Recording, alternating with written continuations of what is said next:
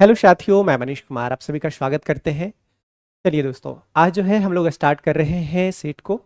तो आप देखेंगे पहला क्वेश्चन जो है आपके सामने है। सब लोग जुड़ जाइए, सबका गुड इवनिंग है, सबका स्वागत है साथियों। ठीक है, तो चलिए सब लोग जुड़ जाएंगे और देखेंगे पहला प्रश्न आपके सामने है। तो पहला प्रश्न आप देखेंगे विद्यार्थी जी, तो इसको सोल्व करने का क्या तरीका है, पूछ रहा है किससे विभक्त होता है।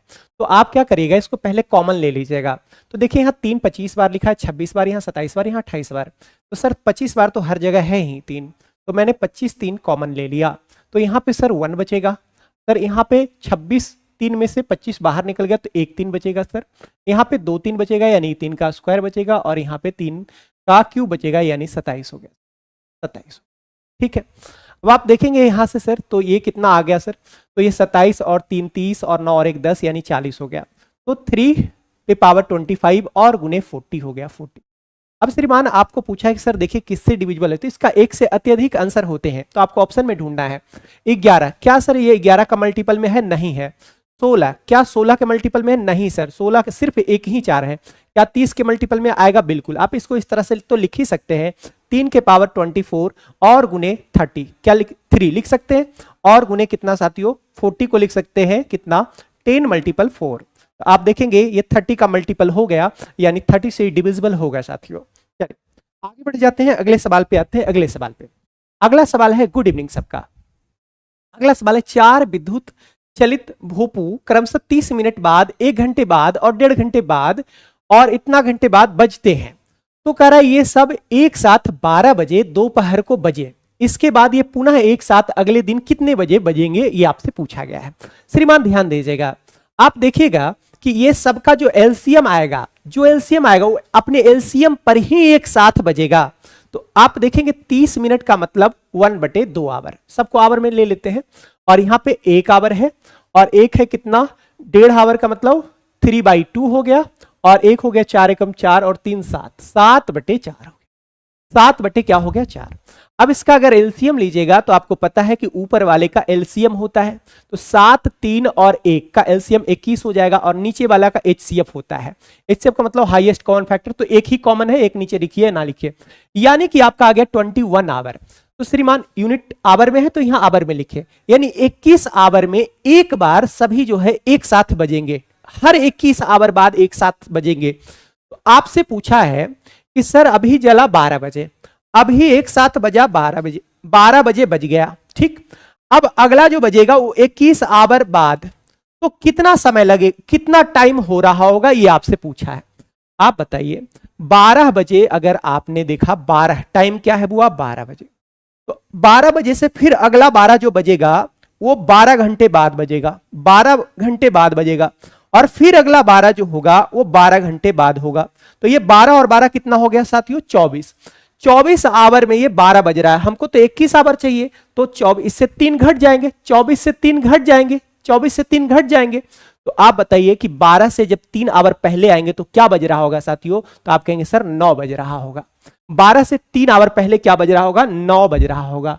क्या आप देव आर्यन से डिस्कशन नहीं लेंगे? ऐसा कुछ बात नहीं है साथियों, मुझे इसका जानकारी नहीं है, क्षमा करिएगा। आइए अब देखेंगे इस सवाल को, देखेंगे साथियों इस सवाल को देखेंगे। आप देखें यहाँ पे ये कॉमन है विद्यार्थी जी, ये कॉमन आपको दिख रहा होगा। चलिए कॉमन ले लेते हैं सर, ये कॉमन ले लेते हैं। ठीक है, अब बचा सर क्या 56 और प्लस कितना बच गया 44। अब आप बता सकते हैं सर कि ये कितना हो गया, तो ये दोनों को ऐड करके 100 बन जाएगा सर, 100 बन जाएगा। अब एक बात और भी आप देख सकते हैं सर, ये पॉइंट है, पॉइंट हटाएंगे तो नीचे 0 आएगा और उससे ये कट जाएगा, यानी कि ऊपर जो सोल्व करके आएगा वो सिर्फ आएगा 532। अब यहां से देखेंगे ये क्या है हमारा, ए स्क्वायर माइनस बी स्क्वायर, तो ए प्लस बी, तो ये जोड़िएगा 7 2 9, तो ये आ जाएगा आपका 10 आ जाएगा, इसको जोड़ के 10 आएगा ए प्लस बी, और उसके बाद ए माइनस बी, तो जब इससे माइनस करिएगा तो 6 से 4 चला गया, कितना हो गया 2, फिर 6 से 3 चला गया, कितना हो गया बुआ 6 से ये 3, 7 से 2 चला गया यानी कि 5, ये रह गया ये 5.32। ठीक है, तो सर यहां पे आ गया सर 10 और मल्टीपल 5.32। ठीक, आप बताइए सर यहां से पॉइंट हटाएंगे तो नीचे आएगा 00 को ऊपर लिख सकते हैं आप, इससे एक कट गया, ये कट गया सर मान, तो कितना आया 10 इस सवाल का आंसर होगा, 10 इस सवाल का आंसर होगा, 10 इस सवाल का आंसर होगा। सब लोग आंसर देते चलिएगा। ना ना ऐसा नहीं है, ठीक है, सब लोग आंसर देते चलिएगा, अगले सवाल पे आते हैं। इतना के कितने पदों का योग इतना है, आप बताइए कितने पदों का योग। तो ये देखिए कि ये जो है आपका एपी में नहीं है, ये आपका किस में है, जीपी में है। हाँ 10 आया है। ये आपका ज्योमेट्रिकल प्रोग्रेशन है, आप देखेंगे तो इसका रेशियो आपका बराबर है, देखिएगा 1 गुने 4 4, 4 गुने 4 16, 16 गुने 4 64। इसका कॉमन जो है वो क्या है, रेशियो आपका 4 है, 4 है। ओके, अब उसके बाद यहां पे आपको दिया हुआ है, सम दिया हुआ है। तो सम का फॉर्मूला क्या होता है जीपी के टर्म में, तो आपको पता है सर a इंटू आर के पावर n -1 और बटे r -1 और बराबर सर ये सम का फॉर्मूला है। सम हमको दिया हुआ है 5461, 5461 ये सम हमको दिया हुआ है, ये सम हमको दिया हुआ है। ठीक है, ओके चलिए, इसकी जानकारी नहीं है मेरे दोस्त। तो आप देखोगे यहां पे कि पहला टर्म a का मतलब फर्स्ट टर्म, तो चलिए पहले पढ़िए ना इसको सोल्व कर लीजिए ना। और यहां पे देखिए r का मतलब कितना है, 4 सर, 4 4, तो 4 के पावर n और -1 और बटे यहां से एक हटा देते, कोई जरूरत है नहीं। 4 में से एक घटाएंगे बुआ तो कितना हो जाएगा, 3 और बराबर ये रहा सर 5461, 5461। तो यहां से सर 4 के पावर n -1, ये 3 इधर जाके मल्टीपल हो जाएगा, 3 18 12 13 5 15 1 16। 4 के पावर n बराबर 1 उधर जाके प्लस हो जाएगा, तो 16 38 ये 4। सर ये देखोगे तो ये जो है वो 4 के पावर 7 बार में मिलेगा, तो बेस बराबर है तो पावर भी बराबर होगा, यानी n बराबर 7 हो जाएगा। n बराबर 7 इस सवाल का आंसर है option number A, option number A. Okay, अगला सवाल पे आते हैं। जब एक गेंद कुछ ऊंचाई से गिरती है तो धरती से टकराकर उस ऊंचाई के 3/4 भाग तक उछलती है। यदि किसी गेंद को 32 मीटर ऊंचाई से गिराया जाए तो अपने तीसरे उछाल में कितनी दूरी तय करेगी। तो बस आप कुछ मत करिए, 32 है ना, 32 कितना, 3/4 पहला बार में, ऐसे ऐसे कितना है 3, तो 3 बार आप गुना कर दीजिए, 3 बार आप गुना कर दीजिए। तो आप देखेंगे 4 चौके 16, 16 से 32 कटेगा 2 बार में, 2 से ये 4 हो गया 2 बार में, 3 का क्यों हो गया 27, 27/2 यानी कि कितना आ गया 13 और हाफ, यानी कि ऑप्शन नंबर क्या हो जाएगा, बी हो जाएगा। ठीक है, ओके आगे बढ़ते हैं।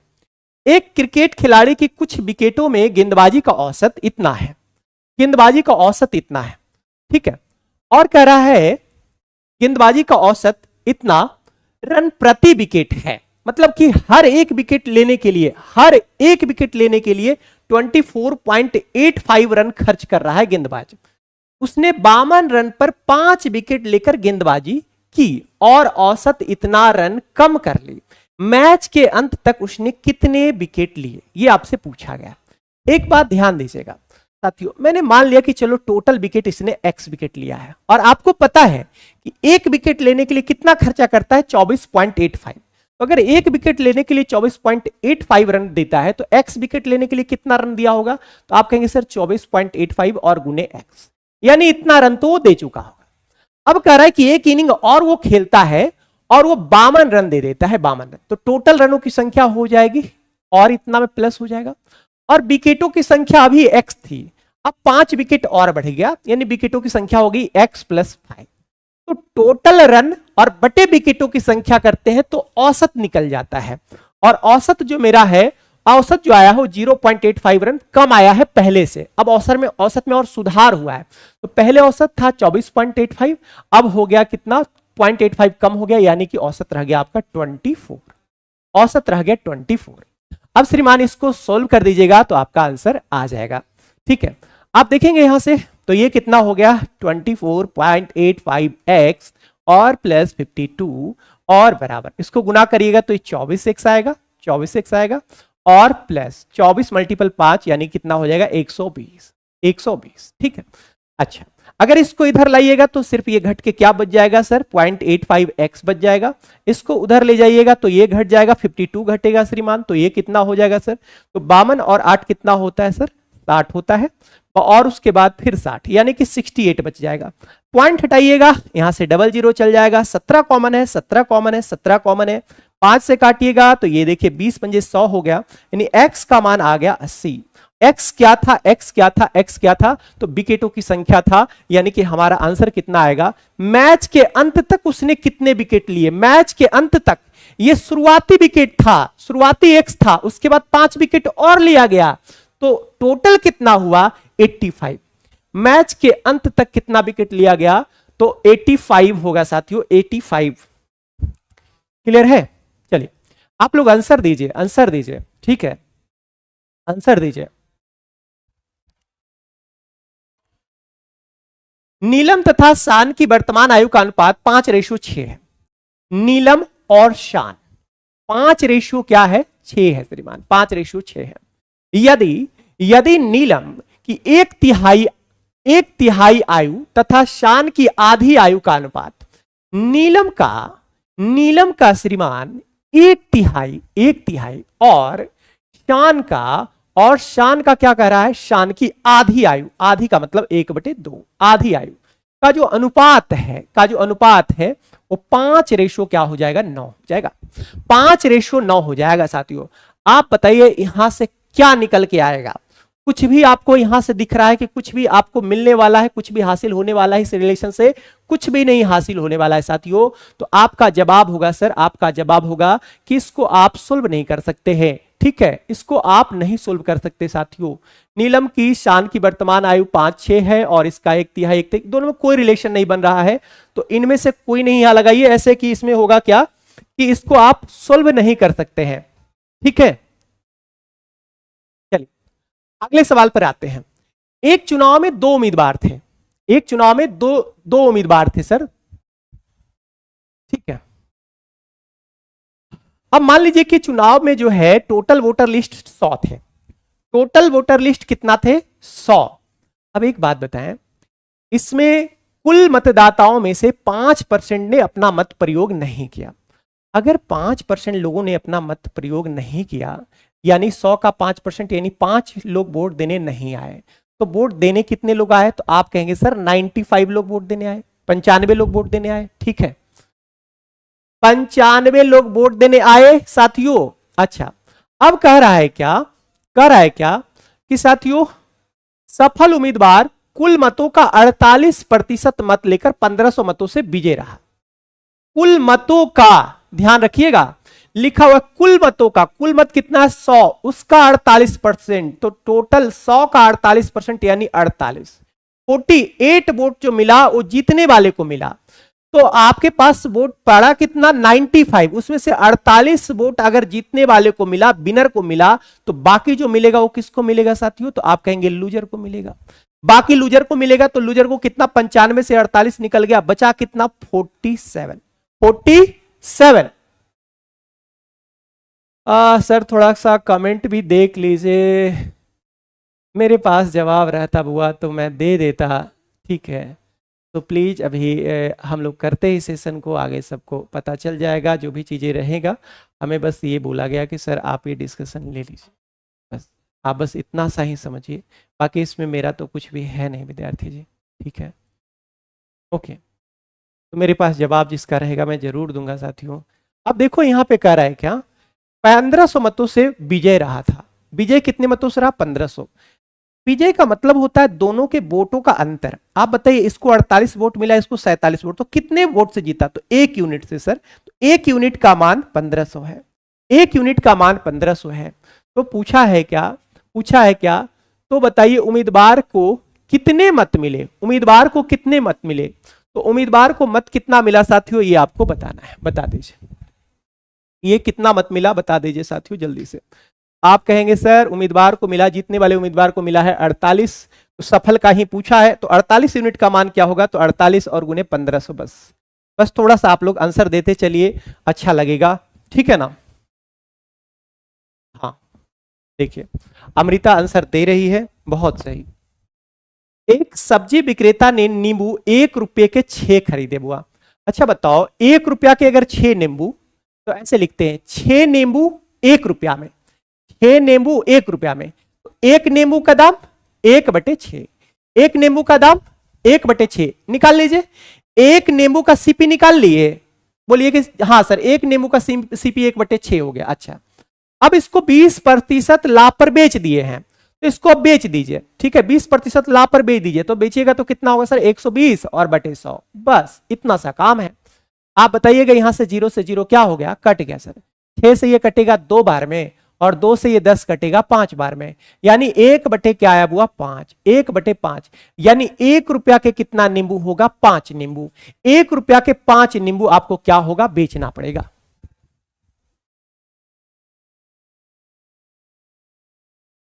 क्लियर, चले,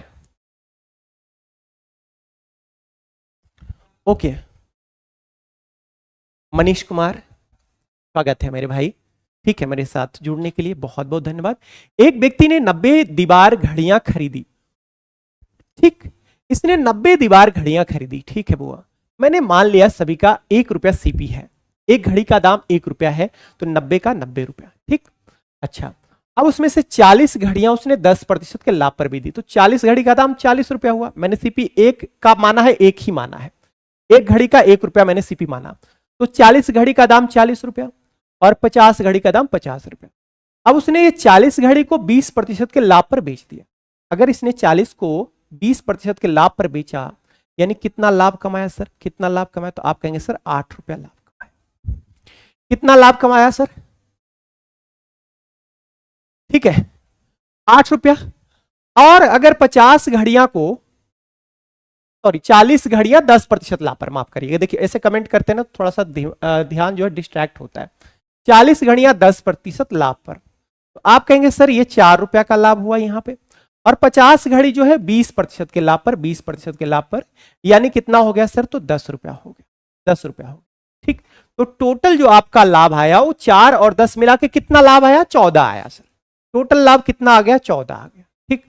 अच्छा, यदि वह सभी घड़ियों को 15% लाभ पर बेचता, साथियों 15%, सभी घड़ी यानी 90 घड़ी, 90 घड़ी को अगर 15% के लाभ पर बेचता, 15% के लाभ पर बेचता, तो आप कहेंगे सर देखो 3×5 = 15 और 2×5 = 10, यानी कि सर 27 और बटे 2 लाभ कितना का होता सर, 27/2 का लाभ, 27/2 का लाभ होता, बताइए, ठीक है। जबकि यहां पे कहा क्या कि जब 15% लाभ पर बेचता तो उसे 40 रुपया कम मिलते, 40 रुपया कम मिलते, पहले मिल रहा था देखो 14 रुपया, अभी मिल रहा है कितना, 13.5 रुपया, 13.5 रुपया, तो कितना कम मिल रहा है, 0.5 कम मिल रहा है, जबकि क्वेश्चन में कहा कितना कम मिल रहा है, 40। तो श्रीमान यहां से पॉइंट हटाइएगा, 0 हो जाएगा, और ये आपका 80, एक यूनिट का मान 80 और सीपी हमारा एक ही यूनिट था, आपका आंसर है ऑप्शन नंबर सी। अगला सवाल, हाँ सब लोग आंसर देते चलिए ना। एक थैले में 1 रुपया 50 पैसे 25 पैसे के कुल 378 सिक्के हैं, ध्यान दीजिएगा, यहां पे सिक्के हैं, 378 क्या है, सिक्के हैं, ओके। अब उसके बाद इनके मूल्यों का अनुपात क्या है, मूल्य मतलब वैल्यू, पैसा का वैल्यू, तो यहां पे देखेंगे कि आपके पास जो पैसा है वो कितना है, 13 रुपया है, इसको मान लेते हैं यूनिट है, रुपया मान के चलते हैं, कि मान लो कि आपके पास 13 रुपया है, और सिक्का आपके पास कितना का है सर, कि हमारे पास टोटल 1-1 रुपए के ही सिक्के हैं, और आपने गिना तो आपको 13 रुपया पूरा हो गया, इसका मतलब कि आपके पास 13 सिक्के रहे होंगे 1 रुपया के, तभी 13 रुपया बनेगा। आप कह रहे हैं सर, आप कह रहे हैं ये नहीं पता हमको विनीता, आप कह रहे हैं कि सर मेरे पास 11 रुपया है, और मेरे पास जो पैसा है 50 पैसे के सिक्के हैं, मेरे पास जितने भी सिक्के हैं वो 50 पैसे के हैं, और जब मैं इसको गिनता हूं तो 11 रुपया होता है, इसका मतलब आपके पास 22 सिक्के रहे होंगे, आपके पास 22 सिक्के रहे होंगे, बोलिएगा सर हमारे पास जितना भी सिक्का है 25 पैसा का है, लेकिन हम काउंट करते हैं तो 7 रुपया होता है, आपको पता है 25 पैसे के 4 सिक्के अगर होंगे तो आपका 1 रुपया बनेगा, तो यहां 7 रुपया है, यानी कि कितना हो जाएगा, 28 सिक्का रहा होगा, 28 सिक्का रहा होगा, क्लियर है। अच्छा, तो सिक्कों की संख्या सर हमारा मिल गया, और हमें सिक्कों की संख्या ही हमें दिया हुआ है 378। अब बताइए यहां टोटल सिक्कों की संख्या कितना है सर, तो ये हो गया 50 10 60 63, तो 63 यूनिट का मान यानी 63 यूनिट का मान जो है वो आपका 378 है। आपसे पूछा गया है 50 पैसे के कितने सिक्के हैं, 50 पैसे के कितने सिक्के हैं सर, 22 सिक्के हैं, तो 22 यूनिट का मान पूछा है, 22 यूनिट का मान नहीं बता दीजिएगा, बताइए 22 यूनिट का मान बता दीजिएगा कि नहीं सर, 1 यूनिट का मान 6 हो गया, तो 22 यूनिट का मान कितना हो जाएगा सर, तो 132 होगा, ऑप्शन नंबर बी। हाँ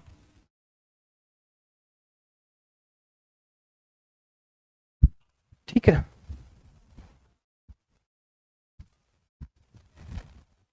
ओके चलिए, एबीसी ने एक व्यापार में 7/2, 4/3, 6/5 के अनुपात में धन लगाया। 4 माह के बाद ए ने अपनी पूंजी में 50% की वृद्धि कर दिया। ठीक है, अच्छा, यदि वर्ष के अंत में कुल लाभ इतना है तो इसमें से बी का भाग क्या है? एक बात समझिए, बात को देखो, पहला जो है आदमी ए जो है वो 7/2 रुपया लगाया, 7/2 रुपया लगाया, लेकिन 4 महीने बाद ए जो है वो 50% और पैसा लगा दिया, यानी 7/2 रुपया तो 4 महीने तक लगाएगा, 7/2 रुपया तो 4 महीने तक लगाएगा बुआ, 4 महीने तक लगाएगा, यानी यहां पे कितना हो गया सर? 7 गुने 2 यानी 14 रुपया, 14 रुपया। ठीक, अच्छा, 4 महीने के बाद, 4 महीने के बाद इसने क्या किया? 4 महीने के बाद इसने क्या किया कि सर 50% और बढ़ा दिया, 50% और बढ़ा दिया, यानी कितना हो गया सर? कितना हो गया? तो आप कहेंगे सर देखो 5 कॉमन है यहाँ पे, 5 दिए 15, 5 9 10, यानी कि सर ये हो गया 21 और बटे 4 रुपया, 21/4 रुपया। 4 महीने के बाद ये और कितना पैसा हो गया इसके पास? 21/4 रुपया। पहले लगा रखा था 7/2, अब हो गया 21/4। अब बताइए, पहला जो लगा वो 4 महीने के लिए लगा रहा, तो दूसरे जो पैसा रहेगा वो 8 महीने के लिए लगा रहेगा, क्योंकि टोटल जो है वो 12 महीना है। 8 और 4 कितना होगा? 112। तो यहां से आप देखेंगे तो ये सर कट गया, यानी 21 दूनी 42, तो 42 और 14 यानी कितना हो जाएगा साथियों? तो आप कहेंगे 56 हो जाएगा। 42 और 14 कितना हो जाएगा? 56, यानी कि आपका ये 56 रुपया हो गया, 56 रुपया बन गया। मैंने सारा कैलकुलेशन इसका खत्म कर दिया। अब बताइए, बी के पास जो रहा सर 4/3 रुपया रहा, ये पूरे समय के लिए रहा, यानी 12 महीने के लिए रहा, 12 महीने के लिए। 3 चौके 12 सर, 4 चौके 16 हो गया, यहां 16 लिखिएगा श्रीमान। अच्छा सर 6 है 5, 6/5, और ये कितने महीने के लिए? ये भी रहेगा सर 12 महीने के लिए, 12 महीने के लिए। 5 आपको हटाना चाहते हैं तो आप 5 से सब में गुना कर दीजिए, 5 आपका हट जाएगा।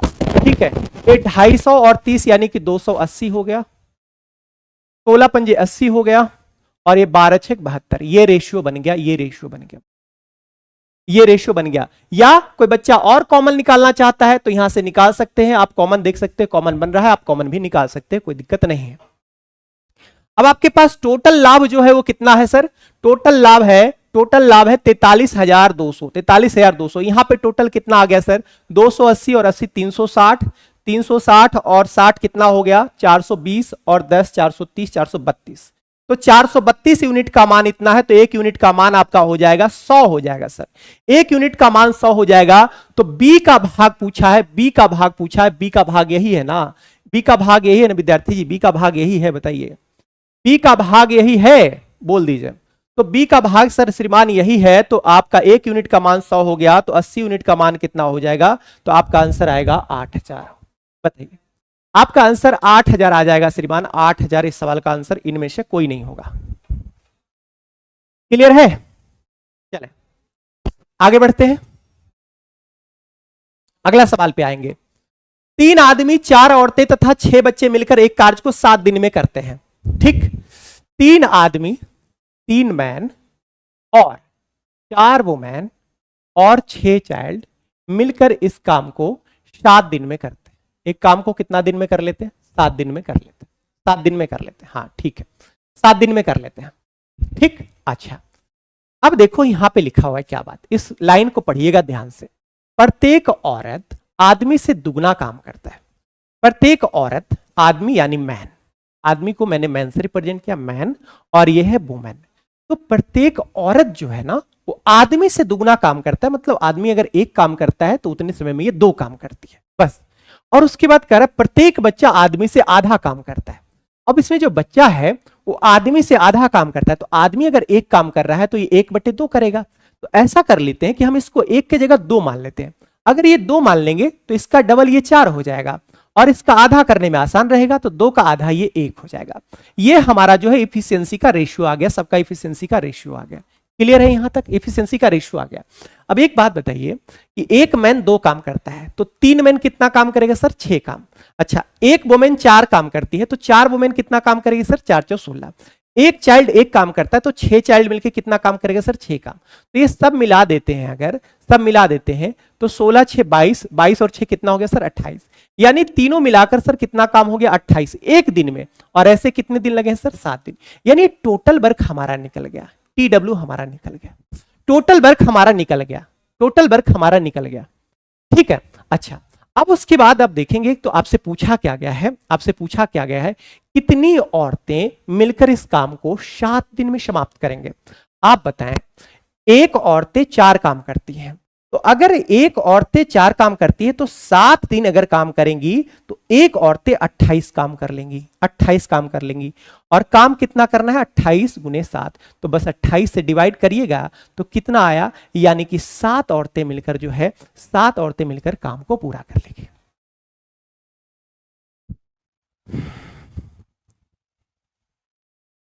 ठीक है, ओके। अगला सवाल पे आते हैं। अपने घर से दफ्तर तक अपनी वास्तविक चाल की 6/7 चाल से आने में एक व्यक्ति 12 मिनट देर से पहुंचता है। इस दूरी को वास्तविक चाल से तय करने में कितना समय लगेगा, कितना समय लगेगा बताइएगा। देखो बुआ, अब वास्तविक चाल हम उसका मान लेते हैं, रियल स्पीड उसका अगर मान ले तो रियल स्पीड हम ऐसा करते हैं ना कि 7 मान लेते हैं। रियल स्पीड क्या मान लेते हैं, 7। तो उसका करंट स्पीड क्या हो जाएगा, तो सर 7 का 6/7 यानी कि 6 हो जाएगा। उसका करंट स्पीड क्या हो जाएगा, 6 हो जाएगा। अच्छा, तो ये सर स्पीड हो गया 7 और 6 हो गया। अब क्या कह रहा है, मैं 12 मिनट देर से पहुंचता है तो इस दूरी को वास्तविक चाल से तय करने में कितना समय लगेगा। एक ऐसा काम करिए कि आप टोटल आप क्या करिए, टोटल एक डिस्टेंस मान लीजिए कि 7 और 6 से कटने वाला नंबर क्या होता है, 42। मैंने कहा सर टोटल डिस्टेंस 42 किलोमीटर है। अगर 42 किलोमीटर आप जो है तय करते हैं 7 के चाल से तय करते हैं तो आपको 6 घंटा लगेगा और इसको लगेगा 7 घंटा। यही बातें हैं। अब आप बताइए टोटल यहां पे कितने लगे सर, 6 यूनिट और 7 यूनिट, यानी 7 और 6 कितने हो गए, 13। क्लियर है, हाँ ओके। अरे हाँ क्या बात है, देखिए कोई टीचर आए या जाए हम लोग को रिजल्ट होना चाहिए बस। बहुत बढ़िया, बहुत सही मेरे दोस्तों, ठीक है, ऐसे ही होना चाहिए। आपको मैं पढ़ा रहा हूं तो क्या आपको समझ में नहीं आ रहा है? हाँ मैं समझ सकता हूं मेरे दोस्तों, मैं समझ सकता हूं, ठीक है। बट अभी ऐसा नहीं है कि छोड़े हैं यार आप लोग, इतना क्यों आप लोग बेचैन हो रहे हो? ऐसा कुछ भी नहीं है, हो उनका तबीयत खराब रहा होगा इस वजह से वो सेट नहीं लिए होंगे, तो मुझे कराने के लिए बोला गया है, ठीक है।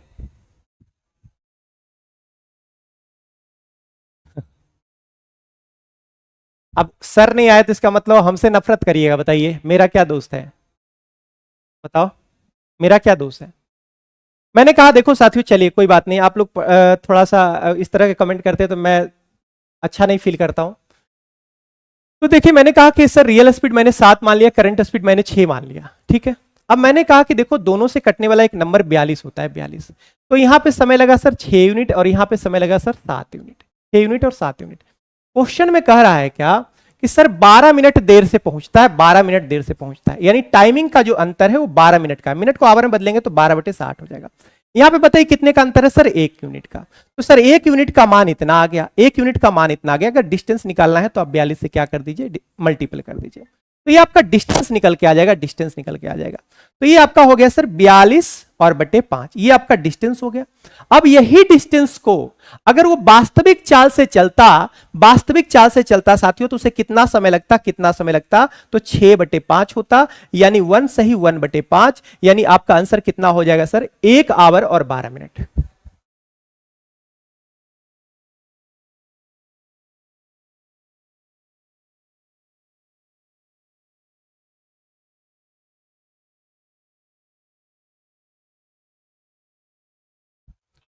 ठीक है, चलिए शुक्रिया, कोई बात नहीं। एक स्टीमर धारा की दिशा में 2 बंदरगाहों के बीच की दूरी 4 घंटे में तथा धारा के विपरीत 5 घंटे में तय करता है। अब देखेंगे साथियों, यहां पे कह रहा है क्या कि धारा की दिशा में जाते हैं, धारा की दिशा में यानी B+W के स्पीड से जाएंगे तो आपको 4 घंटे का समय लगता है, और धारा के विपरीत दिशा में जाएंगे तो आपको 5 घंटे का समय लगता है, 5 घंटे का समय लगता है, ठीक है। चलिए कोई बात नहीं, आप लोग कमेंट जितना करना है कर लीजिए, कोई दिक्कत नहीं है, स्वागत है आपका। तो आप देखेंगे कि ये जो है स्पीड का 4 और ये कितना है साथियों, 5 है। धारा के विपरीत 5 घंटे में तय करता है, यहां लिखा हुआ है। यदि धारा का वेग 2 किलोमीटर पर आवर हो तो शांत जल में स्टीमर की चाल क्या होगी, आपसे पूछा गया। तो साथियों ये देखिए टाइम है, टाइम के रेशियो का उल्टा जो होता है वो स्पीड का रेशियो होता है, यानी कि स्पीड का रेशियो हो गया 5 और 4। अगर मैं आपसे पूछूं, अगर स्पीड का रेशियो दिया और मैं पूछूं कि सर बी और डब्ल्यू का रेशियो बता दीजिए, तो आप एक बार जोड़ दीजिए 5 4 9, ये बी का मान आ जाएगा, और एक बार घटा दीजिए तो ये डब्ल्यू का मान आ जाएगा, यानी 9/1। ठीक, अब यहां देखो सर इसका 1 यूनिट है, इसका 1 यूनिट है। क्वेश्चन में आप देखोगे तो धारा का वेग दिया हुआ है 2 किलोमीटर, यानी कि 1 यूनिट का मान दिया हुआ है सर, 1 यूनिट का मान दिया हुआ है 2, तो 9 यूनिट का मान कितना हो जाएगा सर 18, यानी कि आपका जो है बोट का स्पीड जो हो जाएगा 18 किलोमीटर पर आवर हो जाएगा, 18 किलोमीटर पर आवर हो जाएगा। ठीक है, चलिए कोई बात नहीं दोस्तों। एक व्यक्ति अपने धन का 1/3 भाग साधारण ब्याज की दर पर, मान लेते हैं कि आपके पास कोई पैसा है, उसका 1/3 भाग 7% पर आपने लगाया, और फिर उसी का कितना भाग 1/4 भाग आप 8% पे लगाया, 8% पे लगाया, और फिर उसी का शेष बचा। देखो 1/3 निकाल लिया और एक बार 1/4 निकाल लिया, तो टोटल कितना निकल गया सर, तो टोटल निकल गया सर 7/12, टोटल निकल गया 7/12। तो बचा कितना सर, बचा कितना, तो 5/12। तो जो 5/12 बचा ना, 5/12 बचा ना, 5/12 उसको आपने लगाया कितना पे, 10% पे लगाया, 10% पे, और टोटल जो ब्याज आपको प्राप्त हुआ, टोटल ब्याज प्राप्त हुआ वो कितना हो गया, 561 हो गया, 561 हो गया।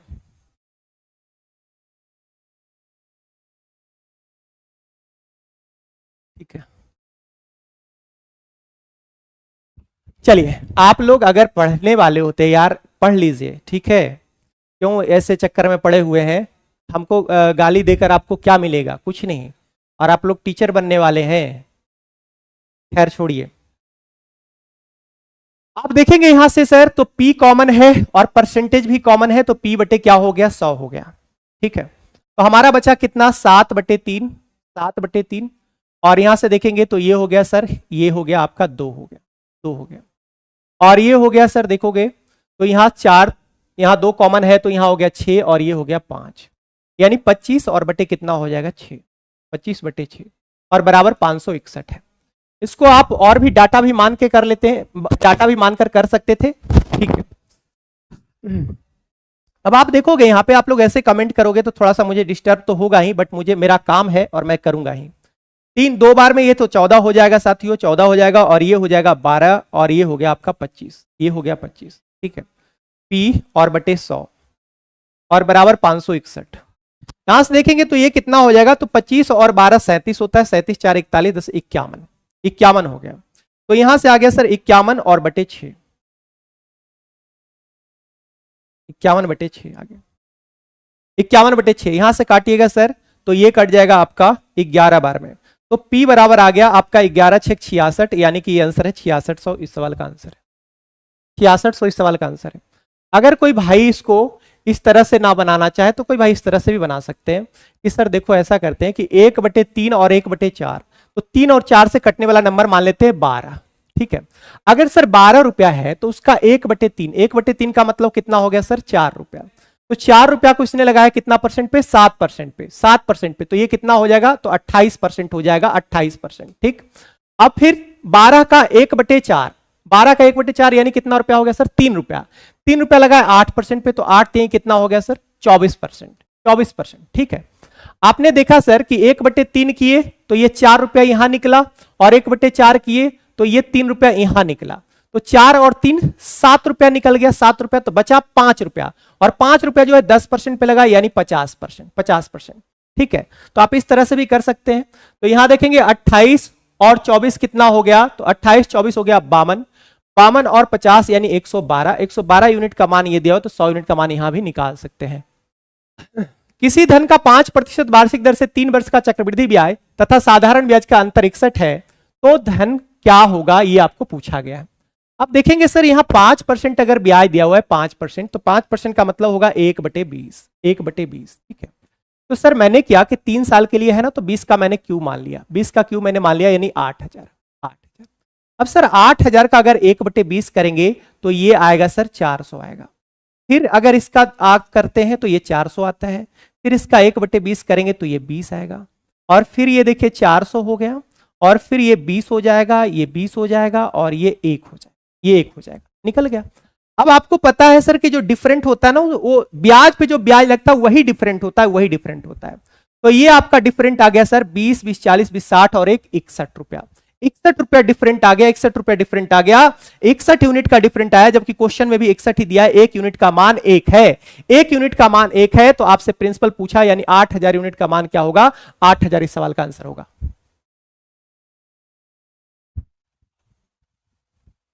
मेरे तो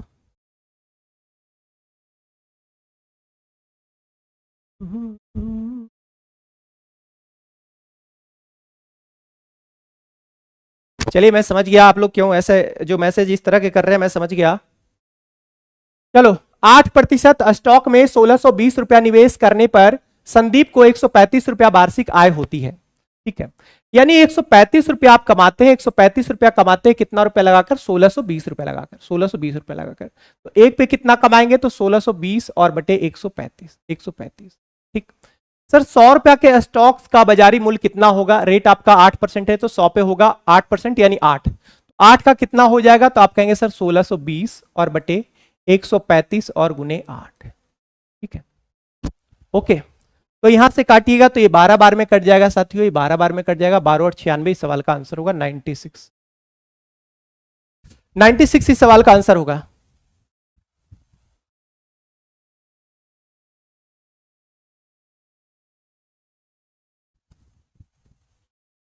ओके, 5 लड़कों को 8 कुर्सियों पर कितने तरीके से बैठाया जा सकता है, तो 5 लड़कों को 8 कुर्सी पर बैठाया जा सकता है, पहले कुर्सी पे जो है वो 8 तरीके से बैठ सकता है, ठीक है। उसके बाद यहां पे फिर एक बैठ जाएगा तो बचेगा फिर 7, और फिर बचेगा 6, फिर बचेगा 5, और फिर बचेगा 4, बस।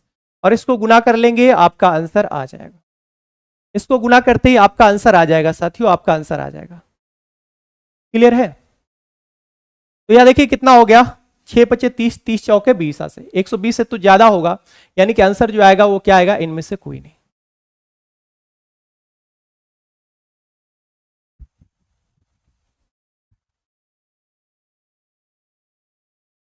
ठीक, आगे बढ़ते हैं। 3 छात्रों को एक प्रश्न हल करने को कहा गया, इस प्रश्न को हल करने की इनकी प्रक्रिया क्या है, तो आपसे ये देखो यहां पे लिखा हुआ है, बस कुछ मत करिए, 1/3 गुने 2/5 और गुने 5/12, 5/12, तो ये हो जाएगा आपका कितना, 1/18, 1/18 इस सवाल का आंसर आएगा, 1/18 इस सवाल का आंसर आएगा साथियों, 1/18। आगे बढ़ जाते हैं। एबीसीडी एक चक्रीय चतुर्भुज है, एबीसीडी एक चक्रीय चतुर्भुज है, एबीसीडी एक चक्रीय चतुर्भुज, चक्रीय चतुर्भुज जो है एक सर्कल में बनाया जाता है, ठीक है।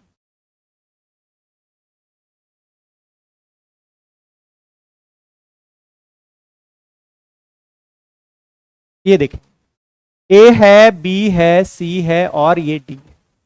अब आपको यहां पे कहा गया कि भुजाएं ए बी तथा डीसी बढ़ाने पर, ए बी और डीसी को बढ़ाते हैं सर, ए बी और डीसी को बढ़ाते हैं तो ये कहीं ना कहीं मिल ही जाएगा, देखिएगा ए बी और डीसी को बढ़ाने पे, ए बी और डीसी पे को बढ़ाने पे ये क्या होता है, पॉइंट क्यू पे ये मिल जाता है।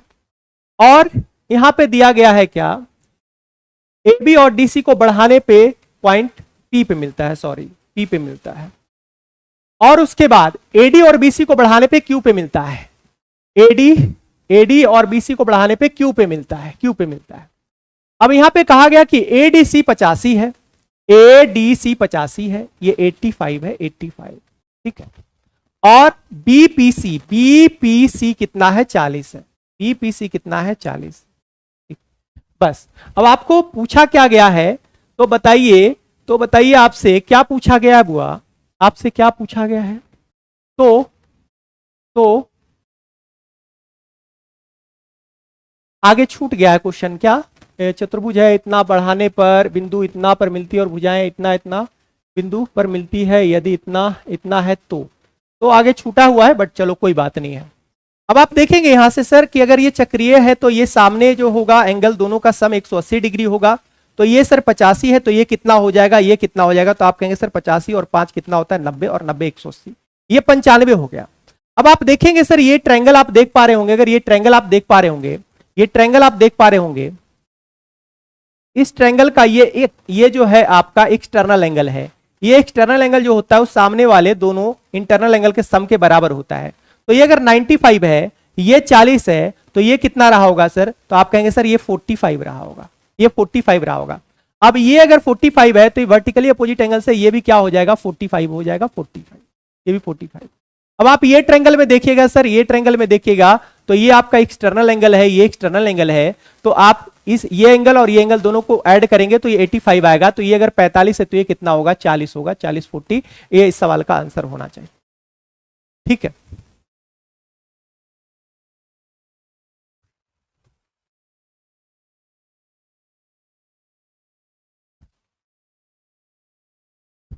ओके चलिए आगे बढ़ते हैं,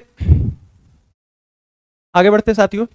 40 40 80, अरे अरे अरे तुम लोग को क्या पता, चलो कर लो कमेंट, कोई बात नहीं है, और अच्छी बात है सर। ये यहाँ पे आ जाएगा 50, आ जाएगा 50, ये 50 हो गया सर, ये 50 हो गया, और ये 50 30 80 यानी कि ये 35 होगा, 35 35 35 इस सवाल का आंसर है, नहीं है ऑप्शन में। चलिए कोई बात नहीं, आगे बढ़ते हैं। इसमें ये पूछा ही नहीं गया कि क्या निकालना है, आगे छूट गया है, तो आगे बढ़ते हैं हम।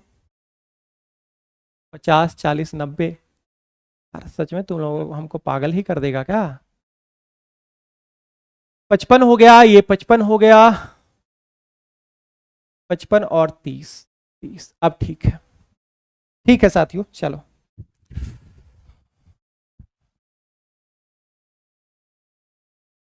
आइए एबीसी के लिए, एबी और एसी पर एक ट्रायंगल एबीसी है, एक ट्रायंगल है ए बी और सी, ए बी और एसी पर डी और ई, ए बी और एसी पर डी और ई जो है पॉइंट है। ठीक, इस प्रकार है कि एडी जो है, ये जो एडी है वो ए बी का 1/4 है, ये पूरा जो लेंथ है, ये पूरा बड़ा जो ट्रायंगल है उसका 1/4 छोटे ट्रायंगल का लेंथ हो रहा है, ये देखिए। और इधर से लिखा हुआ है क्या कि सर जो ये ए है ना वो एसी का 1/4 है, वही बात इधर भी कर रहा है, यानी रेशियो सेम है, तो ये बड़ा ट्रायंगल और छोटा ट्रायंगल एक दूसरे के सिमिलर है। तो अगर ये सिमिलर है साथियों, तो आपको यहां पे दिया गया कि सर ये बीसी 12 है, तो बड़े ट्रायंगल का लेंथ 12 है, तो छोटे ट्रायंगल का लेंथ 1/4 होगा, तो 12 का 1/4 यानी कितना हो जाएगा 3 सेंटीमीटर।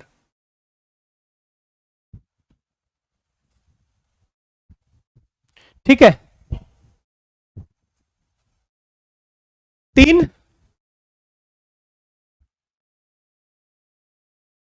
संकेंद्रीय वृत्त की त्रिज्या 4 5 7 है। संकेंद्रीय वृत्त का मतलब होता है एक ही वृत्त पे तीनों सर्कल, एक ही वृत्त पे तीनों सर्कल। ठीक है, अब यहां पे कहा गया कि इसका रेडियस दिया हुआ है, इसका रेडियस दिया हुआ है रेशियो में, पहला का है 4, दूसरे का है 5 और तीसरे का है 7, 4 5 और 7, 4 5 और 7 है। ठीक है, दो आंतरिक वृत्तों के बीच के क्षेत्रफल का दो बाहरी वृत्तों के बीच के क्षेत्रफल से अनुपात क्या होगा। आप देखेंगे तो ये वाला बोला है आंतरिक, ये हो गया, और एक बाहरी ये हो गया, इसका जो है क्षेत्रफल का अंतर पूछा गया है। तो आप बताइएगा अगर इसका क्षेत्रफल निकालना है तो ये वाला सर्कल का एरिया निकाल के ये वाला सर्कल के एरिया को घटा देंगे तो इसका मिल जाएगा। तो यहां रेशियो है, आप देख लीजिए, इसका अगर निकालते हैं सर तो देखो पाई आर, तो पाई तो कॉमन ही रहेगा, 4 का स्क्वायर करेंगे तो क्या हो जाएगा 16 हो जाएगा, और 5 का स्क्वायर करेंगे तो 25 हो जाएगा। यानी रेशियो में देखेंगे तो ये वाला जो बीच वाला सर्कल है उसका एरिया 25 और ये सबसे छोटा सर्कल है उसका ये 16 आएगा, तो दोनों का अंतर कितने का होगा सर, तो आप कहेंगे 9 का होगा, 9 का। अब ये देखिए बड़े वाला का, देखिए तो बड़े वाला का स्क्वायर कर देंगे तो 7 का स्क्वायर कितना हो जाएगा 49, 7 का स्क्वायर 49 हो जाएगा, और उसमें से ये वाला घटा देंगे तो ये वाला बीच वाला आ जाएगा, तो 49 में से अगर 25 घटा देंगे तो ये कितना आ जाएगा आपका, तो आप कहेंगे सर ये आ जाएगा हमारा 24 आ जाएगा, 24। तो ये जो रेशियो बनेगा वो 3 और ये क्या हो जाएगा 8, 3:8 इस सवाल का आंसर है, 3:8 इस सवाल का आंसर है, 3:8।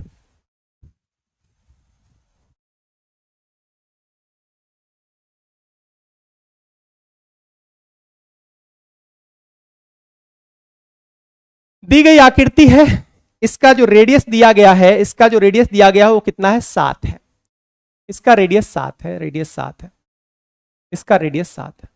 ठीक है, अब कह रहा है क्या कि जैसा कि आकृति में दर्शाया गया है, वृत्त खंड में एक वृत्त बनाया गया है और उस वृत्त का क्षेत्रफल आपसे पूछा गया है। वृत्त का क्षेत्रफल आपसे पूछा गया है। देखेंगे साथियों, यहां से देखेंगे तो वृत्त का ये हमारा रेडियस हो गया r, ये रेडियस हो गया r, ये भी हमारा क्या हो जाएगा, r हो जाएगा, r हो गया। ठीक है, ये r, ये r, तो ये भी क्या होगा, हमारा r होगा, और ये भी क्या होगा, r होगा। और यहां से अगर ये मिला दे तो ये भी हमारा क्या होगा, रेडियस होगा। अब आप देखेंगे तो ये जो आपका स्ट्रक्चर यहां पे आप देख पा रहे होंगे, तो ये आपका क्या बन गया, वर्ग बन गया, स्क्वायर बन गया, ये आपका स्क्वायर बन गया। ठीक है, स्क्वायर बन गया। अब स्क्वायर की अगर बात करें तो सर स्क्वायर का डायगोनल आप जानते हैं, स्क्वायर का डायगोनल जानते हैं तो क्या होता है सर, अगर भुजा दिया हुआ है तो डायगोनल बराबर क्या होता है, √2r होता है, √2r होता है, √2r होता है। आप कहेंगे हाँ सर, तो आप देखोगे ये लेंथ हमारा √2r हो गया और ये लेंथ हमारा r हो गया। अब ये जो त्रिज्यखंड देख रहे हैं उसका ये तो रेडियस है, उसका ये क्या है साथियों, रेडियस है, रेडियस, रेडियस, और रेडियस कितना दिया हुआ है, 7। यानी कि आप कह सकते हैं कि 7 बराबर जो है वो √2r और प्लस क्या है, r। अब यहां से अगर r कॉमन निकाल लेते हैं, r कॉमन निकाल लेते हैं तो बचेगा √2 + 1 और बराबर 7, यही होगा। तो r बराबर अगर मैं पूछूं तो आप कहोगे सर 7/√2 + 1। अगर हम इसका रेशनलाइज करेंगे, इसका प्रमेयकरण करेंगे तो ये हमारा आ जाएगा क्या, इसमें गुना करेंगे नीचे √2 - 1 से और ऊपर भी गुना करेंगे √2 - 1 से, तो ये हमारा हो गया कितना, a + b a - b यानी a² - b²। तो √2 से 1, √2 का स्क्वायर करेंगे तो 2 होगा और 2 में से 1 घटेगा तो 1, नीचे आपका 1 बन जाएगा। यानी कि ये आपका आ गया 7 √2 - 1। आपका रेडियस हो गया 7 √2 - 1। ठीक, अच्छा, अब अगर मुझे रेडियस मालूम हो गया तो मैं इसका एरिया निकाल सकता हूं। तो सर्कल का एरिया होता है πr², πr², ये r है, इसका स्क्वायर।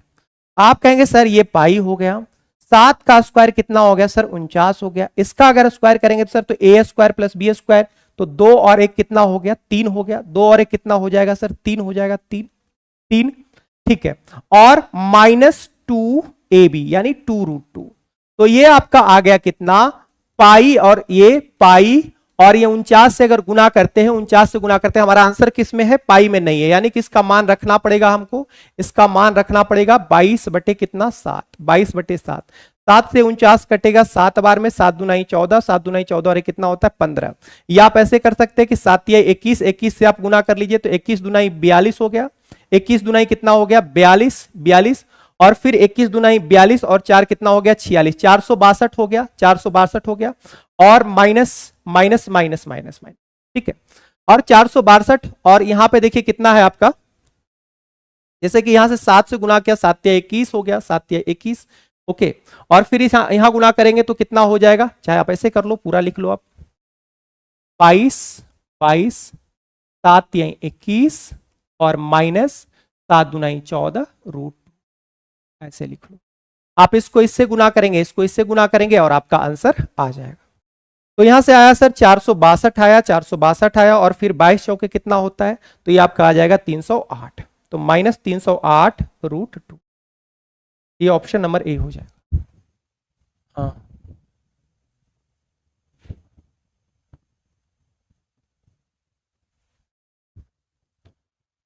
चलो, 15 सेंटीमीटर और 6 सेंटीमीटर त्रिज्या वाले 2 संकेंद्रीय वृत्त है, ओके। 15 और 6 सेंटीमीटर त्रिज्या वाले 2 संकेंद्रीय वृत्त हैं। बड़े वृत्त की उस जीवा की लंबाई ज्ञात कीजिए जो छोटे वृत्त की क्या है, स्पर्श रेखा है। तो आप देखेंगे एक ही सेंटर पर होगा दोनों, ठीक है। एक का है कितना, एक का रेडियस है 6, एक का रेडियस है 6, एक का रेडियस है 6, और एक का रेडियस कितना है आपका, एक का रेडियस कितना है आपका, तो एक का रेडियस है सर 15 है, एक का रेडियस 15 है, यही कह रहा है, एक का रेडियस 15 है। अब आपको जीवा की लंबाई ज्ञात करना है जो छोटे वृत्त को क्या करता है, स्पर्श करता है। छोटे वृत्त को एक जीवा जो है वो स्पर्श कर रही है, एक जीवा जो है स्पर्श कर रही है, एक जीवा जो है स्पर्श कर रही है। इस तरह से चलो ले लेते हैं जीवा, इस तरह से एक जीवा है जो क्या कर रही है, स्पर्श कर रही है। ये रहा आपका, ये एक जीवा रहा। तो आप यहां से देखोगे इस तरह से रेडियस लिख लीजिए, ये छोटे ट्रायंगल का ये रेडियस हो गया, ये रेडियस हो गया आपका कितना 6 हो गया, और ये आपका रेडियस बड़े ट्रायंगल का कितना हो गया आपका 15 हो गया। अब आप देखेंगे तो आपको जीवा की लंबाई निकालना है, तो पहले ये निकाल लीजिए। यहाँ पे ये 90 डिग्री का कोण बन रहा है, 90 डिग्री का कोण बनेगा। अब अगर पाइथागोरस लगाएंगे तो उससे पहले आप कॉमन निकाल लीजिए। 6 है और 15 है, अगर इसमें कॉमन देखेंगे तो आपको 3 कॉमन है, तो 3 दूना 6 और 3 5 15, ये हो गया। अगर आप यहाँ पाइथागोरस लगाएंगे सर तो 2 का स्क्वायर कितना हो जाएगा, 2 का स्क्वायर कितना हो जाएगा, यहाँ पे हाइपोटेनस मालूम है तो 5 का स्क्वायर करिए, 5 का स्क्वायर 25 और 2 का स्क्वायर कितना हो जाएगा 4, यानी कि कितना हो गया सर 21, रूट 21 आया। और कॉमन कितना निकाले थे, तो 3 कॉमन निकाले थे, तो 3 से गुना कर दीजिए तो ये आएगा 3 रूट 21, 3 रूट 21। अब ये 3 रूट 21 आएगा तो ये भी 3 रूट 21 आएगा, ये भी 3 रूट 21 आएगा, यानी टोटल हो जाएगा 6 रूट 21 हो जाएगा, 6 रूट 21 हो जाएगा, 6 रूट 21 हो जाएगा। ए क्यू माइनस बी क्यू बराबर 56, ए माइनस बी बराबर 2, तो इतना का मान क्या होगा। आप देखोगे यहाँ पे तो आप ऐसे भी सोच सकते हो कि सर 4 में से अगर 2 घटाएंगे तो 2 होगा, ये हो सकता है। चलिए यहाँ पे चेक कर लीजिए, 4 का क्यू कितना हो गया 64 और 2 का क्यू कितना हो गया 8, तो ये आ गया 56, यानी ये सेटिस्फाई कर रहा है। तो रख दीजिए यहाँ पे, रख दीजिए यहाँ पे, तो आप देखेंगे 4 का स्क्वायर कितना हो गया 16 और 2 का स्क्वायर कितना हो गया 4, 16 4 20, इस सवाल का आंसर है। यहां से देखेंगे तो इतना बराबर 16 दिया हुआ है, इतना बराबर 25 दिया हुआ है, इतना बराबर 20 दिया हुआ है। अब इसको कैसे करिएगा, तो आप सोचिए यहां से अगर मैं मान लूं कि c बराबर मैं 4 रख लेता हूं, एक एक तो रख नहीं सकते, 2 2 से काम चलेगा नहीं, क्योंकि 4 4 8 4 12 हो जाएगा, 3 से काम चलेगा नहीं। तो मैं ऐसा करता हूं कि इसको 0 इसको 0 इसको 4 रख लेता हूं, 4 का स्क्वायर हो गया। अच्छा इसको भी 0 में कर लेता हूं, 0 कर लेता हूं, एक को मैं 5 कर लेता हूं, 5 का स्क्वायर हो गया। अच्छा अब देखिए c 4 रखा है और z 5 रखा है, तो c 4 z 5, तो ये देखिए 5 चौके क्या बनेगा 20, बाकी सब तो 0 हो गया, तो ये 20 तीनों सेटिस्फाई कर रहा है, बिल्कुल ठीक है। तो रख दीजिए यहाँ पे c का मान 4, c का मान 4 और z का मान कितना 5, यानी 4/5 इस सवाल का आंसर आएगा, 4/5 इस सवाल का आंसर आएगा 4/5। एक समानांतर श्रेणी का पहला और आखिरी पद 23 और 42 है, पहला पद 23 है और आखिरी पद 42 -42 है, और ये समानांतर श्रेणी है। तो समानांतर श्रेणी का जो फॉर्मूला होता है आपका, जब समानांतर श्रेणी को आप जब निकालते हैं तो कह रहा है क्या, श्रृंखला में 14 पद है तो इसका योग क्या होगा, सम ऑफ 14 पद, ठीक है। ये तो कितना हो जाएगा सर, तो आप कहेंगे सर 14/2 और इंटू फर्स्ट टर्म और प्लस लास्ट टर्म, तो फर्स्ट टर्म आपका कितना है 23 और प्लस कितना हो गया माइनस में है, तो ये माइनस हो जाएगा 42, ठीक है 42। ओके, तो यहां से आप देखेंगे इसको जब घटाइएगा, आप इसको घटाइएगा तो ये कितना हो गया सर, ये कितना हो गया, तो सर यहां से हो गया 23 12 9 3 12, 3 से 2 गया, ये 19 हो गया, यहां से हो गया सर 7 7, तो ये आ गया आपका 133, वो भी माइनस में, वो भी आएगा किसमें माइनस में आएगा।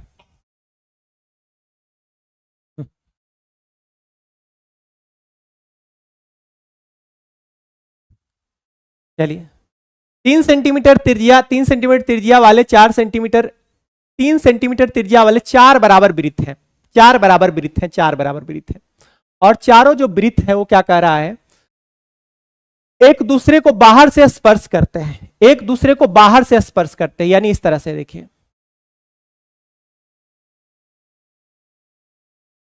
इस तरह से, इस तरह से, ठीक है, इस तरह से बाहर से स्पर्श करते हैं। ओके, यहां सेंटर ले लिए, सबको मिला देंगे, ये क्या बनेगा, एक वर्ग बनेगा, क्योंकि ये रेडियस 3, ये रेडियस 3, 3 3 6 हो गया, ये 3 3, ये 6 हो गया, ये 6 हो गया, ये 6 हो गया, ये सभी के सभी क्या हो गए स्क्वायर। अब हमको जो पूछा गया है, हमको जो पूछा गया है वो क्या है, देखिए स्पर्श करते हैं, चारों वृत्त से घिरा हुआ संपूर्ण क्षेत्रफल कितना होगा। तो आप देख पा रहे हैं कि ये जो घिरा हुआ है चारों सर्कल से, ये वाला हिस्सा, इसी का जो है आपको क्या निकालना है, एरिया निकालना है, इसी का एरिया निकालना है। तो इसका एरिया कैसे निकलेगा बताइए, इसका एरिया कैसे निकलेगा, तो आप कुछ मत करिए, आप अगर हम पूरे का एरिया निकाल लेते, पूरे इतना का यानी स्क्वायर का एरिया निकाल लेते हैं, और उस स्क्वायर के एरिया में से ये वाले एरिया को घटा देते हैं, तो ये वाला एरिया बच जाएगा कि नहीं, तो आप कहेंगे हाँ सर बिल्कुल। तो स्क्वायर का साइड है कितना 3 और 3 6 है, तो साइड का अगर स्क्वायर का निकालते हैं, तो ये कितना हो जाएगा सर, 6 का स्क्वायर 36 हो जाएगा, ये 36 हो जाएगा, ये 36 हो गया सर। और उसमें से हम ये चारों जो इसको घटा देते हैं, तो सर आप देखोगे यहाँ पे कितना डिग्री का कोण बन रहा है, 90 डिग्री का। यहाँ पे कितना बनेगा, 90, यहाँ पे 90, यहाँ पे 90। अगर चारों को मिला दे तो 360 बन जाएगा और एक सर्कल कंप्लीट हो जाएगा। 360 बन जाएगा और एक सर्कल कंप्लीट हो जाएगा। यानी एक सर्कल का जो आपका एरिया होगा वही एरिया होगा चारों को अगर जोड़ेंगे तो। यहां से सर्कल का एरिया आप जानते हैं पाई आर स्क्वायर होता है, पाई आर स्क्वायर। तो 3 का स्क्वायर कितना हो गया सर, 9। तो ये स्क्वायर में से ये सर्कल का एरिया घटा देते हैं, तो यहां से 9 कॉमन हो जाएगा, 9 कॉमन हो जाएगा तो ये हो जाएगा 9 चौके 36 और माइनस पाई। ठीक है, 9 4 माइनस पाई इस सवाल का आंसर होगा। ठीक है, एक खिलौना किसी गोलार्ध पर आरोपित शंकु के रूप में है। गोलार्ध और शंकु की त्रिज्या 3 सेंटीमीटर, शंकु की ऊंचाई 4 सेंटीमीटर है। खिलौने का कुल पृष्ठीय क्षेत्रफल क्या होगा। देखिएगा, एक जो है अर्धगोला है, अर्धगोला, इस पे एक जो है क्या बनाया गया है, शंकु के रूप में बनाया गया है, शंकु के रूप में बनाया गया। और इसका जो है आपको क्या निकालना है, कुल पृष्ठीय क्षेत्रफल क्या होगा।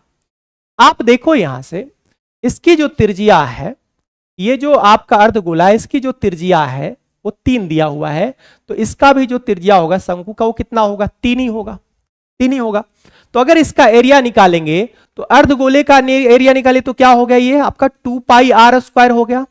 और इसका एरिया निकालेंगे तो ये क्या हो जाएगा सर, पाई आर एल होता है, पाई आर एल होगा। इसका सी से निकालेंगे तो पाई आर एल हो जाएगा।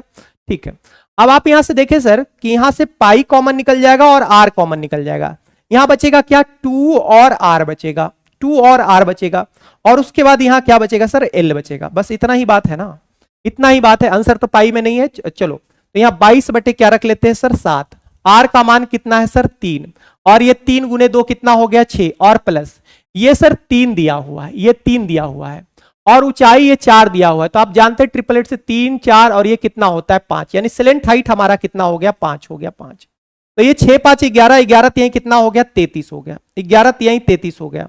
अब अगर आप 33 और गुने 22 कर लेते हैं और बटे 7 कर देंगे, आपका आंसर आ जाएगा। तो 33 दुनाई 66 हो गया, फिर 33 दुनाई 66, 66 और 6 कितना होता है, 72 होता है, 72। और बटे कितना करेंगे, 7। तो ये आ जाएगा आपका कितना, 103.71। ये इस सवाल का आंसर है। चलिए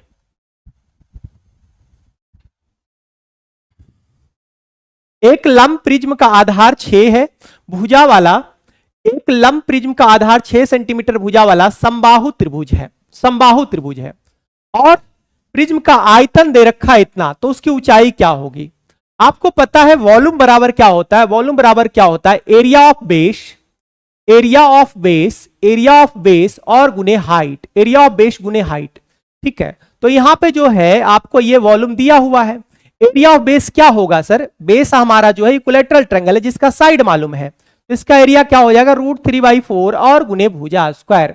तो 6 का स्क्वायर 36 और गुने हाइट, और गुने क्या, हाइट। ऊंचाई ही निकालना है, ऊंचाई यहां से आपको प्राप्त हो जाएगा। तो सर √3 से √3 क्या हो गया, कट गया, इससे कटेगा 9 बार में, और ये आपका सर काटिएगा तो ये कितना हो जाएगा, 12। यानी h का मान कितना आ गया, 12। और ये इस सवाल का आंसर है ऑप्शन नंबर सी। ठीक है, चलिए एक शंकु की ऊंचाई 24 है और इसका आधार का क्षेत्रफल 154 है। शंकु के वक्र पृष्ठ का क्षेत्रफल क्या होगा। एक शंकु का वक्र पृष्ठ का क्षेत्रफल आपको निकालना है। वक्र पृष्ठ का क्षेत्रफल बराबर क्या होता है, पाई आर एल होता है, पाई आर एल होता है। इसकी ऊंचाई हमें 24 दे रखी है, 24 दे रखी है, यानी कि हमको एल निकालना पड़ेगा और आर निकालना पड़ेगा। और एल आर निकालने के लिए देखिए यहां पे दिया हुआ आधार का क्षेत्रफल 154 है, आधार का क्षेत्रफल 154 है। तो आधार इसका कैसा है, वो सर्कल, सर्कल का स्क्वायर क्या होता है, pi r square, pi r square. Pi का मान हो गया 22, 22 बटे 7 और आर स्क्वायर, आर स्क्वायर, और बराबर हो गया 154, 154। यहां से करेंगे सर तो ये 7 बार में आपको कटता हुआ दिख रहा है। तो आर स्क्वायर बराबर 7 गुने 7 यानी 49, यानी 7, आर बराबर हो गया कितना, 7, आर बराबर हो गया कितना, 7। अब साथियों अगर ये रेडियस निकल गया तो आपको पता है ट्रिपलेट 7 24 और ये कितना होता है, 25 होता है, सब कुछ मालूम हो गया, आप आंसर निकाल सकते हैं। 22 बटे 7 और गुने 7 और गुने 25, तो ये कट गया, 25 दुनाई 50, 25 दुने 50 और 5 55, यानी 550 इस सवाल का आंसर होगा, 550 इस सवाल का आंसर होगा, 550। चलिए एबीसी में एक एबीसी एक जो है ट्रायंगल है, ठीक है, एबीसी एक ट्रायंगल है। चलिए, एबीसी एक ट्रायंगल है, एबीसी एक ट्रायंगल है, ए बी और सी। उसमें कहा गया क्या कि ए बी बराबर ए सी, ए बी बराबर क्या, ए सी, ए बी बराबर ए सी है, ठीक है। और कहा कि एबीसी का परिमाप ये दे रखा है, एबीसी का एक परिमाप दे रखा है, यदि बीसी की लंबाई भुजा एबी की लंबाई की √2 गुनी है, बीसी की जो लंबाई है, बीसी की जो लंबाई है वो एबी का √2 है, तो अगर मैं एबी 1 मानता हूं तो ये √2 हो जाएगा, और ये दोनों बराबर है, ये 1 है तो ये भी कितना हो जाएगा, 1 हो जाएगा, ये भी 1 हो जाएगा। अब इसका अगर पेरीमीटर देखें तो 1 और 1 2 और प्लस √2, यानी इसका पेरीमीटर हो गया 2 प्लस √2, 2 प्लस √2, और 2 प्लस √2 बराबर हमारा दे रखा है कितना, 8, 2 प्लस √2, 8 इंटू 2 प्लस √2। यहां से काटिएगा यानी 1 यूनिट का मान 8 निकल गया, 1 यूनिट का मान 8 निकल गया, यानी हमारा बेस निकल गया और हमारा हाइट निकल गया। और हमको एरिया पूछा था 1/2 गुने आधार और गुने ऊंचाई, तो यहां से आ जाएगा 8 चौके कितना हो गया, 32 सेंटीमीटर स्क्वायर इस सवाल का आंसर होगा, 32 सेंटीमीटर इस सवाल का आंसर होगा। चलिए, यदि किसी वृत्त की त्रिज्या उस वर्ग के विकर्ण के बराबर है, इसे यदि किसी वृत्त की त्रिज्या, यदि किसी वृत्त की त्रिज्या उस वर्ग के विकर्ण के बराबर है, उस वर्ग के विकर्ण के बराबर है जिसका क्षेत्रफल 12 होता है, तो वर्ग का जो एरिया होता है, वर्ग का जो एरिया होता है वो विकर्ण का स्क्वायर, विकर्ण का स्क्वायर और बटे 2 होता है, विकर्ण का स्क्वायर बटे 2 होता है। यहां एरिया कितना दे रखा है, 12, तो 12 दूनी 24 हो जाएगा, तो विकर्ण बराबर क्या होगा, विकर्ण बराबर क्या होगा, स्क्वायर हटाएंगे रूट हो जाएगा, यानी विकर्ण हमारा 24 आ गया। अब कहा कि इसका जो त्रिज्या है वो विकर्ण के बराबर है, यानी विकर्ण हमारा कितना हो गया, तो √24, ये हमारा रेडियस कितना हो गया, √24, तो इसका एरिया क्या हो जाएगा, पाई आर स्क्वायर, तो √24 का स्क्वायर 24 होता है, यानी 24 पाई सवाल का आंसर होगा, 24 पाई सवाल का आंसर होगा, बोलिएगा, ठीक है, 24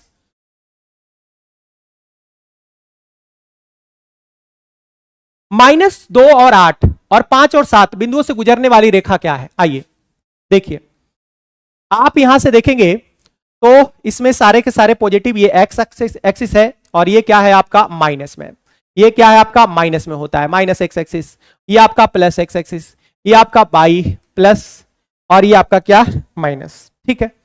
अब यहां से देखोगे तो सर -2, एक्स पे आप -2 चले तो आप इधर को चलेंगे, इधर को चलेंगे, ठीक है, और आप गए बाई पे +8, यानी इस ओर चलेंगे, तो मान लो कि 8 यहां पे है, मान लो 8 यहां पे है और 2 यहां पे, तो यानी यहां पे कहीं रहा होगा, ये -2 और 8 यहां पे कहीं रहा होगा, ठीक। और 5 और 7 है, और 5 और 7 जो है, 5 और 7 यानी एक्स पे चले पॉजिटिव 5, मान लो कि 5 यहां पे है मान लो, और 7 कहीं यहां रहा होगा, तो ये मान के चलो, या कहीं भी आप मान लो तो इधर ही जाओगे, तो ये 5 और 7, तो आप देख रहे हैं इस लाइन को जब मिलाएंगे तो इसको किसको काटेगा, तो सिर्फ बाई एक्सिस को काटेगा, तो यानी कि यहां पे आंसर जो होंगे वो दोनों अक्ष को काटेगी, नहीं होगा, केवल एक्स अक्ष को काटेगी, नहीं होगा, केवल बाई अक्ष को काटेगी। ये आंसर सही है, आपका आंसर सही है। Cot A plus cosec A -1, cot A minus cosec A +1, आप यहां से देखेंगे तो यहां पे आप एंगल जो है, एंगल यानी ए बराबर आप रख लीजिए 30 डिग्री, आपका आसान हो जाएगा, ए बराबर 30 डिग्री रख लीजिए, आपका आसान हो जाएगा। आप यहां से देखेंगे क्योंकि 0 नहीं रख सकते, इनफिनाइट बन जाएगा, तो यहां कॉट 30 डिग्री का मान होता है √3, और कॉसेक 30 डिग्री का मान होता है 2 और -1, 2 और -1, तो 2 में से 1 चला गया, यानी कि 1 हो गया, 1 हो गया। अब उसके बाद यहां पे हो गया √3, और यहां पे हो गया आपका कितना, कॉसेक 30 डिग्री का मान 2 और ये +1 तो 2 में से 1 चला गया, यानी -1 यहां पे हो जाएगा -1। अगर इसको और सोल्व करते हैं, इसको रेशनलाइज करते हैं, तो ये क्या हो जाएगा आपका, नीचे आप गुना करेंगे √3 +1, और ऊपर भी गुना करेंगे √3 +1, ठीक है। तो ये हो गया आपका क्या, a minus B, a plus B यानी a square minus B square, तो √3 का स्क्वायर 3 और -1 करेंगे तो ये नीचे 2 हो जाएगा, ठीक है। अब ये देखिए a प्लस बी का होल स्क्वायर बन गया, तो a square plus B square और +2ab, यही ना होगा, तो ये बन गया सर 4 √2, ये 4 + 2 √3/2, 2 कॉमन आप देख सकते हैं, 2 कॉमन देख सकते हैं, तो यहां पे 2 से काट दीजिए इसको 2 बार में और ये 1 बार में, तो ये आपका बन गया 2 + √3, 2 प्लस क्या बन गया, √3 बन गया, 2 प्लस √3 बन गया। ठीक है, तो सर यहां पे 2 प्लस √3 आया। आप देखिए कौन सा आपका ऑप्शन में 2 प्लस √3 आता है। अगर पहला को देखेंगे तो ये सर 1 है, और कॉस थीटा है, कॉस थीटा। कॉस 30 का मान जो होता है, कॉस 30 का मान √3/2 होता है, √3/2 होता है। तो इसको सोल्व करिएगा तो ये हो जाएगा आपका 2 प्लस √3 और बाई 2, और साइन 30 का मान क्या होता है, 1/2 होता है। तो ये कट गया, यानी यही आपका सेटिस्फाई कर गया option number A. Option number A ही आपको सेटिस्फाई कर गया। एक 50 मीटर ऊंचे टावर की चोटी से, एक 50 मीटर ऊंचे टावर की चोटी से एक आदमी कार को टावर की ओर आते हुए देखता है, जिसका अवनमन कोण 30 डिग्री है। तो यहां भी कितना होगा, 30 ही डिग्री होगा। ठीक है, 30 डिग्री। कुछ समय बाद अवनमन कोण 60 डिग्री हो जाता है। कुछ समय बाद वो और पोल की ओर नजदीक आता है तो एंगल बढ़ जाएगा। तो यहां पे मान लो पहुंच गया, यहां पे एंगल हो गया 60 डिग्री, यहां पे एंगल हो गया 60 डिग्री। अब आपसे पूछा है क्या, तो इस समय में कार द्वारा चली गई दूरी, यानी यहां से कार यहां तक पहुंचा, यानी कि ये वाला दूरी आपको क्या करना है, निकालना है।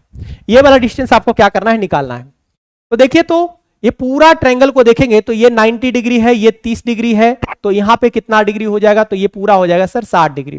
तो ये 30 है, 30 के सामने ये 1, 60 के सामने जो ये होगा, 60 के सामने जो होगा ये आपका कितना हो जाएगा सर, तो ये आपका √3 हो जाएगा, √3। 60, अब ये एंगल को देखिए, ये 60 है, ये 90 है, तो ये कितना हो जाएगा सर, 30 डिग्री होगा। तो सर 60 के सामने जो होता है वो √3 होता है। 60 एंगल जो 60 है उसके सामने वाला साइड √3, और ये 30 के सामने वाला साइड कितना होगा सर, 2 होगा, 2 होगा। सॉरी, 30 के सामने वाला साइड कितना हो जाएगा विद्यार्थी जी, 1 होगा, माफ करिएगा। या 30, 60 और 90, 30 डिग्री, 60 डिग्री और 90 डिग्री है, तो इसका साइड का रेशियो जो होता है 1 √3 और होता है 2, 1 √3 और होता है 2, ये साइड का रेशियो होता है, इसको याद रख सकते हैं। ठीक है,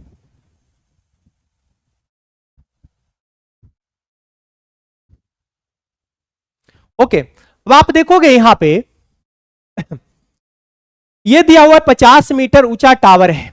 अच्छा, एक बात और समझिए जरा सर, एक बात और जरा देखेंगे यहां पे कि 30 डिग्री के हिसाब से ये जो हमारा आया था 1 आया था, लेंथ 1 आया था, लेकिन 60 डिग्री के सामने ये हमारा रूट क्या आया, 3 आया। अच्छा, 30 डिग्री के सामने 1 आया और ये 60 डिग्री के सामने ये √3 आया। ये रेशियो इसके साथ है और ये रेशियो इसके साथ है, ये रेशियो इसके साथ है। अब श्रीमान अगर मैं देखूं यहां से, अगर मैं यहां देखूं कि सर ये 1 है, ये √3 है, दोनों तो अलग अलग है, दोनों को तो सेम होना चाहिए, दोनों को तो सेम होना चाहिए, दोनों को क्या होना चाहिए, सेम होना चाहिए। तो मैं अगर यहां पे √3 से गुना कर लूं तो सेम हो जाएगा, तो यहां भी √3 से गुना करेंगे तो ये √3 ये क्या हो गया, 3, यानी पूरा 3 है, उसमें से ये 1 है, तो ये कितना हो जाएगा, 2 हो जाएगा, ये 2 हो जाएगा। और ये लेंथ आपका देखिए कितना आ गया, √3। और क्वेश्चन में दिया है कि लेंथ 50 है, यानी √3 यूनिट का मान कितना हो गया, 50, तो 1 यूनिट का मान 50 बटे क्या हो जाएगा, √3 हो जाएगा। आपसे तो यही दूरी पूछा है, यानी 2 यूनिट का मान पूछा है, तो 2 यूनिट का मान 50 गुने 2 यानी कि 100 और बटे क्या हो जाएगा, √3। 100 और बटे क्या हो जाएगा, √3, यानी इस सवाल का आंसर कितना आएगा, इस सवाल का आंसर कितना आएगा, तो आप इसको रेशनलाइज कर सकते हैं। तो 100 और ये √3 ऊपर चला जाएगा और नीचे हो जाएगा आपका 3, तो ये हो गया 50 √3, इस सवाल का आंसर है। कहां है आपका, ऑप्शन नंबर ए। ऊपर नीचे √3 से गुना करेंगे, ऊपर नीचे √3 से गुना करेंगे, आपका आंसर आ जाएगा आई। यदि समीकरण इतना बराबर 0 के मूल अल्फा और बीटा है, आपको पता है 2 रूट्स हैं, दोनों रूट्स के सम बराबर आपको पता है -b होता है, और यहां पे क्या है, a और बटे a यानी c। ठीक है, और दोनों का जो मल्टीपल है, दोनों का मल्टीपल वो क्या होता है, दोनों का मल्टीपल यानी कि c बटे a, तो यानी कि b बटे c, यही होगा।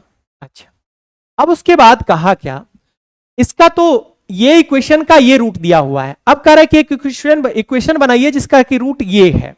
अब ये आपको इक्वेशन बनाना है, तो समझिए कि अगर इक्वेशन रहेगा और ये अगर रहता है, तो अगर इसका मैं देखूं कि इस रूट का सम क्या होगा, तो अगर ये माइनस में है तो इसको नीचे कर लीजिएगा तो प्लस में हो जाएगा। ये 1 बटे अल्फा और ये 1 बटे क्या हो गया, बीटा। इसका जब सम करिएगा तो ये अल्फा और बीटा एलसीएम हो जाएगा, अल्फा बीटा एलसीएम हो जाएगा, तो ऊपर क्या बच जाएगा, अल्फा और प्लस क्या बच जाएगा, बीटा।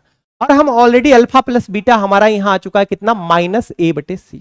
आप यहां लिखिएगा सर -a और बटे c लिखिएगा, -a बटे क्या लिखिएगा, c। और अल्फा बीटा का मल्टीपल जो है यहाँ b बटे c दिया हुआ है, तो यहां लिखिएगा b और बटे c, c से c कट गया, यानी -a बटे क्या हो गया, b हो गया, -a बटे क्या हो गया, b। ये इसका सम आ गया -a बटे b।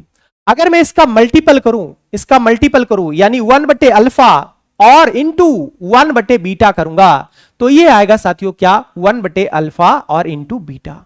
और हमको अल्फा इंटू बीटा तो ऑलरेडी निकाल चुके हैं ना, तो ये आपका हो जाएगा 1 और b और c ऊपर चला जाएगा, यानी कि लिखिएगा c बटे क्या होगा b। दोनों हो गया। अब इक्वेशन लिख लेते हैं, कोई दिक्कत नहीं, इक्वेशन लिख लेते हैं साथियों। तो इक्वेशन क्या होगा आपका सर, एक्स स्क्वायर और माइनस सम ऑफ रूट। तो सम ऑफ रूट हमारा कितना निकल के आया सर, -a/b। ठीक है, तो ये पहले यहां से माइनस है, एक और माइनस में आएगा तो माइनस माइनस प्लस हो जाएगा, a/bx और यहां पे प्लस दोनों का प्रोडक्ट, रूट का प्रोडक्ट क्या है, c/b और बराबर 0। अगर b को हटाइएगा तो b से मल्टीपल कर लीजिएगा, तो bx² plus ax plus c और बराबर 0। यही इस सवाल का आंसर है। और आपका ऑप्शन नंबर कौन सा हो सकता है, ऑप्शन नंबर आपका सी होगा, ऑप्शन नंबर सी होगा साथियों, ऑप्शन नंबर सी। चाय के मूल्य में 20% वृद्धि होने पर एक व्यक्ति इसकी खपत 20% कम कर देता है। चाय के मूल्य में, मान लेते चाय का प्राइस है 100, अब इसमें 20% वृद्धि हुआ रेट में तो 120 हो गया। इसके खपत 20% कम करता है, इसके खपत क्या कर देता है, 20% क्या कर देता है, वो कम कर देता है। तो चाय के ऊपर होने वाला व्यय में कितने प्रतिशत क्या हो जाएगा, कमी करता है, ये आपसे पूछा गया। तो सिंपल भी बना सकते हैं, साथियों, सिंपल भी बना सकते हैं, क्या बोलते हैं, ठीक है, 20 और यहां पे माइनस और ये आपका 20 × 20 और बटे 100, ऐसे भी कर सकते। तो ये आपका हो जाएगा, कितना हो जाएगा आपका 4% इस सवाल का आंसर आएगा, 4% इस सवाल का आंसर आएगा। आगे बढ़ते हैं। दो पासे एक साथ फेंकने पर दोनों फलकों पर आने वाली संख्याओं का योग 9 होने की प्रक्रिया क्या होगी। तो दोनों फलकों को 9 होने की प्रक्रिया क्या होगी, तो आप एक कह सकते हैं सर कि एक होगा, अगर 6 तो एक होगा, 3 तो 9 हो जाएगा।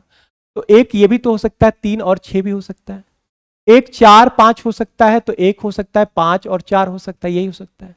और दो पासे को जो फेंकते हैं तो टोटल पॉसिबिलिटी होता है 36, जबकि यहां है कितना, 1 2 3 4, यानी 1 बटे कितना हो गया 9। इस सवाल का आंसर 1/9। चलिए आज के लिए इतना ही, शुक्रिया। जो लोग अच्छा कमेंट किए, जो लोग बुरा कमेंट किए उनके लिए और भी शुक्रिया। बाय साथ।